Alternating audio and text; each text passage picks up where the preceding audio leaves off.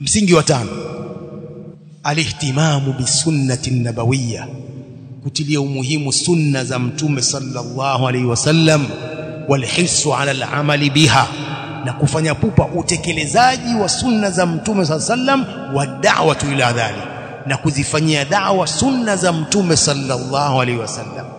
Ndugu zangu Waislamu, jambo la muhimu pia kulitilia katika da'wa ni jambo la utekelezaji wa sunna za mtume sallallahu alaihi wa sallam.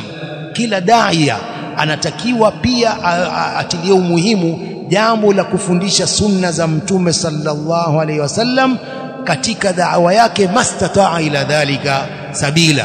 Sababu hili pia ndio lengo la Muislamu kusoma. Pia lengo la Muislamu kusoma ni kujua sunna na kuilingania sunna za mtume sallallahu alaihi wa alihi wasallam.